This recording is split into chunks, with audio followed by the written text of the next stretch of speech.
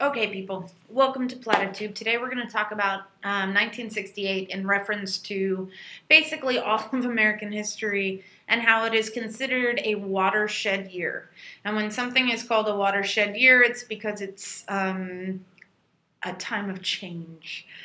And before and after that year show marked differences. So 1968, in reference to Vietnam, however, it was peak troop deployment at over 500,000 American troops in Vietnam. We had an annual spending for Vietnam rounding in at about $30 billion. $30 billion. Now, remember, this is in context with Great Society. So Johnson and LBJ's got this whole guns and butter approach to life. So 1968 is probably one of the most violent years in American history, especially in the 20th century. So we have,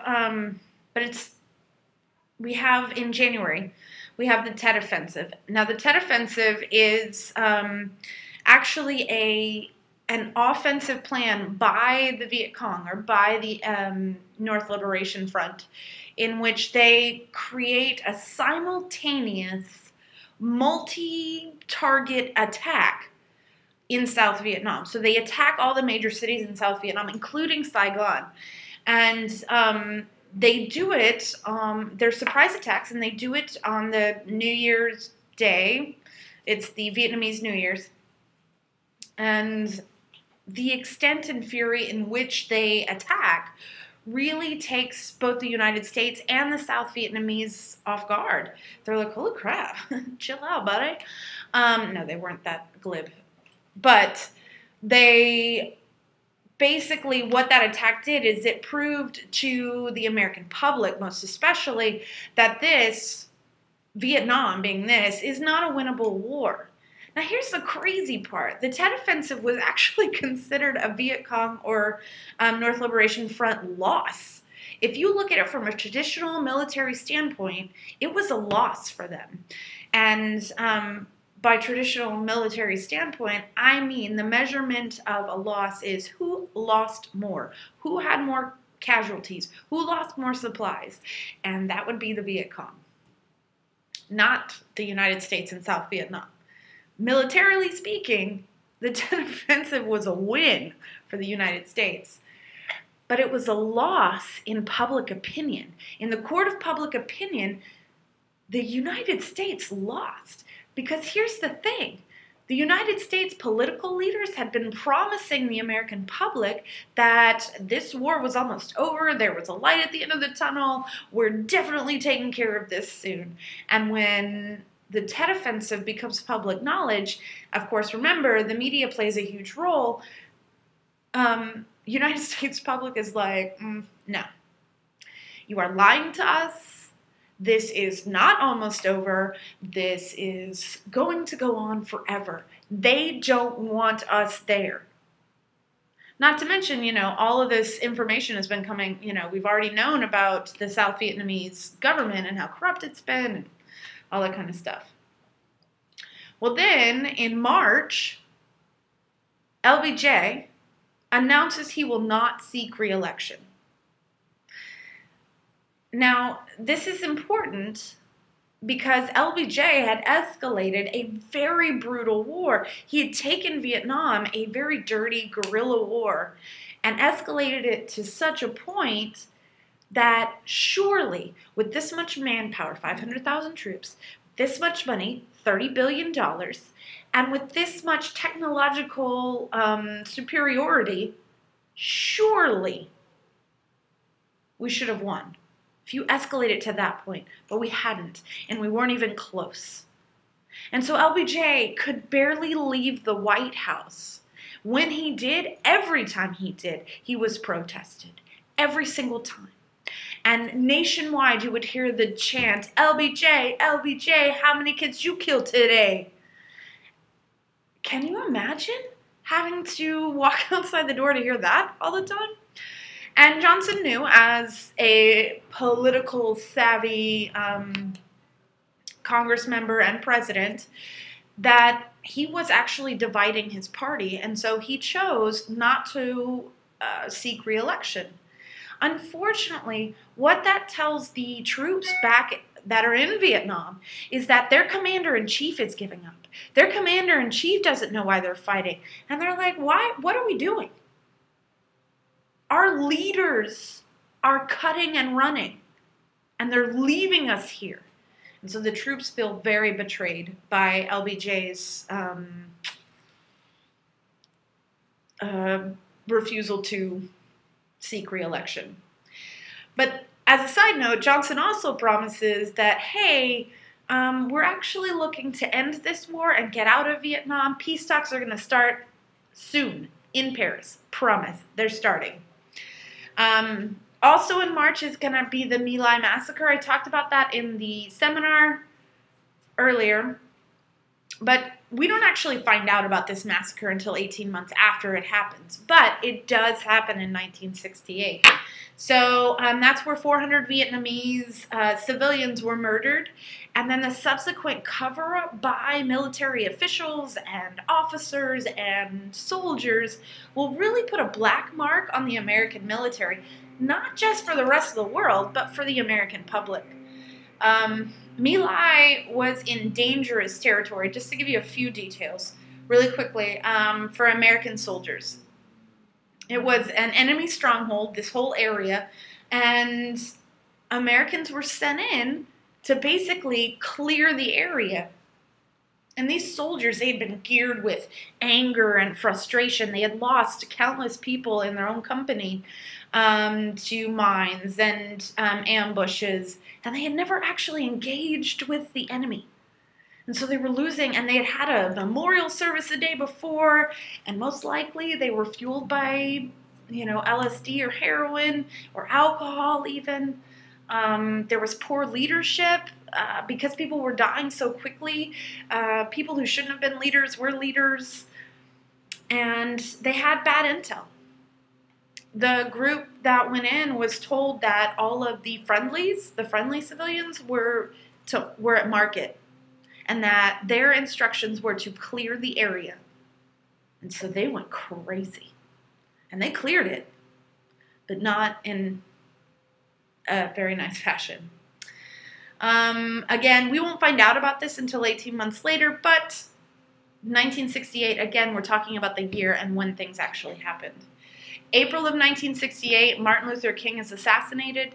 Martin Luther King Jr. is, at this point, one of the loudest anti-war proponents out there. He believes that the Vietnam War is taking African American men and using them to fight a rich white man's war. His rhetoric is changing, and when he is assassinated, this will fire up civil rights and anti-war rhetoric in such a way, basically it makes a martyr of him, which is horrible. And rioting is going to occur nationwide. From California to New York City, riots will break out. Also, May of 1968, peace talks do start. So this is 1968. Vietnam War ends in 1975, just to be clear. But peace talks do start in May of 1968. June of 1968, Bobby Kennedy, little brother Kennedy, is assassinated. Robert Kennedy was the front runner for the Democratic Party for the 1968 presidential election. And he had gone to the Ambassador Hotel in Los Angeles to celebrate the fact that he had won the primary in California as a Democratic candidate. And they had a grand old time, but everyone was having such a grand old time that by the time it was time to leave, everything was so exuberant through the front, they went through the rear. So they changed their path, their originally planned out pathway through the hotel. They went through the kitchen instead. This is where a Palestinian named Siran will shoot Robert Kennedy And he will do this in response to Robert Kennedy's support of Israel and their occupation in Jerusalem. And so this assassination, especially in conjunction with Martin Luther King Jr.'s assassination, who was a proponent of peace and the message of Gandhi, and then you have Robert Kennedy, the golden child, because he's a Kennedy. When those two assassinations happen, people's outlook on politics and life in general were dismal. And people's attitude toward demonstrations and fighting the system, people basically decided at that point that security and safety is more important. And the more security and safety you have, the less liberties you have, the fewer liberties you have. Sorry, excuse me. Add on top of that, after, RFK is assassinated, there's no clear candidate. There's no one that anyone's really willing to rally behind, especially when you have the deep divisions in the Democratic Party that you have in 1968 between the Dixiecrats and the hippies. So in August, at the Democratic National Convention, it's held in Chicago, Democratic Party was seriously divided. 10,000 demonstrators will flood the area, and the Chicago police were ready for them, and they were ready to beat them down. And there was serious acts of police brutality.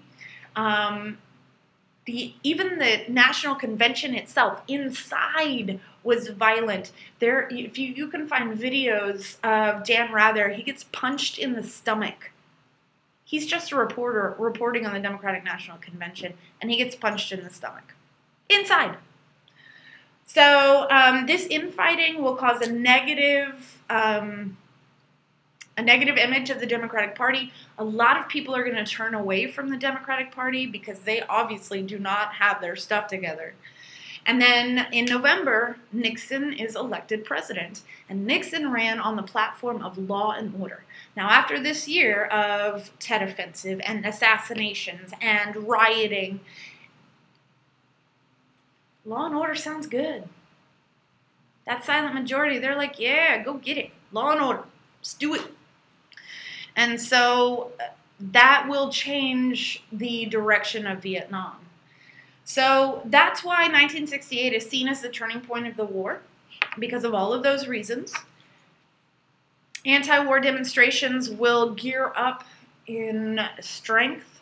Violence, however, in those anti-war demonstrations will increase. There will be major draft resistance and even draft dodging. People will, run to Canada to avoid being drafted. There's major economic inflation because of that guns and butter approach. And there's also other issues that are happening in the 1970s that are going to detract from American attention on Vietnam, and American support of Vietnam is gone. So we have things like foreign dependency on oil and OPEC and oil shortages and the Middle East, which we'll get to in a couple of days. But probably the biggest reaction, like long-standing reaction of the Vietnam War, is the start of what is called the credibility gap. It is basically the beginning of the chasm between what the government says and what the American public actually believes. And the credibility gap is rough. You live today. We just assume that politicians are lying to us. Whereas before this, we just assumed that politicians had our best interests at heart. So, 1968 is a very big year. I will see you guys tomorrow when we talk about the Vietnam War post-1968. See you next time. Bye.